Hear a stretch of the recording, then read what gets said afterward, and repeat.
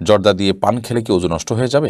নামাজে ডান পা নড়ে গেলে নামাজের কোনো অসুবিধা হবে কি? এশার পরে আমি বিতির নামাজ পড়তে পারিনি, এখন কি করব? ওযু করে ক্রিম ব্যবহার করা যাবে কিনা? বাথরুমে বিসমিল্লাহ বলা যায় না, কিন্তু যখন গোসল ফরজ হয় তখন তো বাথরুমে গোসল করতে হয়, সেক্ষেত্রে করণীয় কি? সালাতে অলসতা আসলে করণীয় কি?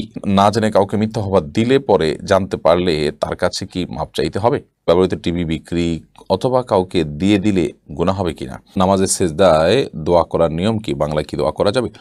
মোহাম্মদ মুনতাসির আপনি লিখেছেন, এশার পরে আমি বিতির নামাজ পড়তে পারিনি, এখন কি করব? এশার পরে যদি আপনি বিতির নামাজ পড়তে না পারেন তাহলে সেক্ষেত্রে ফজরের আগ পর্যন্ত, ফজর ওয়াক্ত হওয়ার আগ পর্যন্ত আপনি বিতির পড়তে পারেন। কিন্তু যদি সেটারও সুযোগ না থাকে, দিন হয়ে গেছে, অর্থাৎ ফজরের ওয়াক্ত হয়ে গেছে, এরপরে আপনি যদি মনে পড়ে যে বিতির বাদ গেছে, তাহলে সেক্ষেত্রে আপনি তখনও বিতির সারাদিনের মধ্যে যে কোনো সময় হলেও বিতির পড়ে দেবেন, যেহেতু এটি বিশুদ্ধ মত অনুযায়ী ওয়াজিব। শারমিন আক্তার আপনি লিখেছেন, ব্যবহৃত টিভি বিক্রি অথবা কাউকে দিয়ে দিলে গুনাহ হবে কিনা? ব্যবহৃত টিভি আপনি বিক্রি করে দিতে পারেন, সেটা বিশেষ করে কোনো ভিন্ন ধর্মের মানুষের কাছে জায়েজ হতে পারে বা মুসলমানের কাছেও জায়েজ হতে পারে, কারণ এটা ব্যবহারের উপর নির্ভর করে। যদি সে ভালো ব্যবহার করে, এখান থেকে ভালো কিছু দেখে, তখন তার জন্য এটা জায়েজ হতে পারে, সেই হিসাবে আপনি এটি বিক্রি করতে পারেন।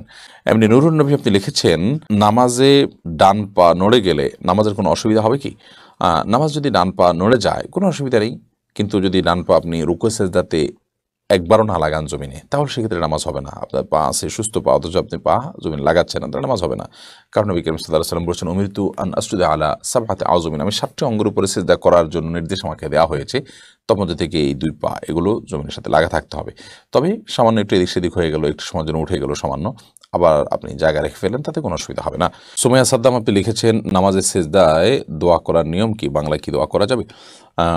নামাজের সেজদায় আমরা আল্লাহ তাআলার কাছে দোয়া করতে পারবো। বিশেষ করে আপনার দোয়া আপনার কবুলের একটা গুরুত্বপূর্ণ জায়গা এটি। নবী সাল্লাল্লাহু আলাইহি ওয়াসাল্লাম বলেছেন, আকরামু মা ইয়াকুনু আবদু মির রাব্বিহি ওয়া সাজিদ, বান্দা আল্লাহর সবচেয়ে নিকটবর্তী থাকে যখন বান্দা সিজদায় থাকে।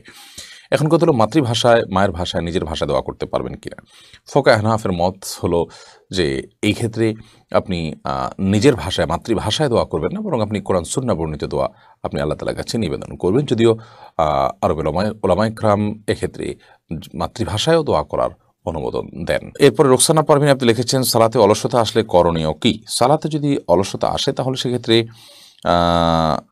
আমাদের যেটি করতে হবে যে সালাতের আগ্রহ বাড়ানোর জন্য, সালাতে মনোযোগিতা বাড়ানোর জন্য সালাতের গুরুত্ব বিষয়ক বিভিন্ন বক্তব্য আছে, শুনতে পারেন, এবং সে সম্পর্কিত অনেকগুলো বই আছে, সেগুলো পড়তে পারেন।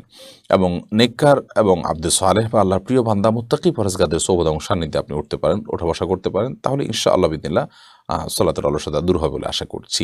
ফারজানা ফারিন আপনি লিখেছেন, না জেনে কাউকে মিথ্যা অপবাদ দিলে পরে জানতে পারলে তার কাছে কি মাপ চাইতে হবে?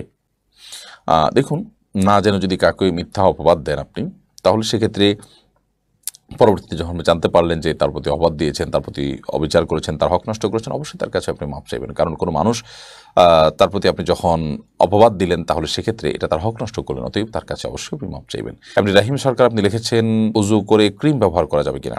উযু করার পর ক্রিম ব্যবহার করতে কোনো অসুবিধা নেই। লোশন, ক্রিম, তেল এগুলো ব্যবহার করা যেতে পারে, এগুলো কোনো ক্ষতিকর বিষয় নয়। তানিয়া খান আপনি লিখেছেন, বাথরুমে বিসমিল্লাহ বলা যায় না, কিন্তু যখন গোসল ফরজ হয় তখন তো বাথরুমে গোসল করতে হয়, সেক্ষেত্রে করণীয় কি? বাহির থেকে বিসমিল্লাহ বলে প্রবেশ করবেন, অথবা বাথরুমের ভিতরে গিয়ে যখন উযুর মতো করে শুরু করবেন গোসল, তখন আপনি মনে মনে বিসমিল্লাহ বলে তারপর বাথরুমে আপনি গোসলের কার্যক্রম শুরু করবেন।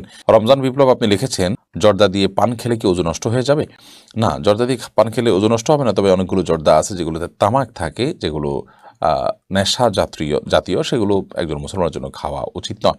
তবে যেটা সুঘ্রাণের জন্য, শুধু মুখের সুগন্ধি তৈরির জন্য জর্দা, সেটি খাওয়া যেতে পারে।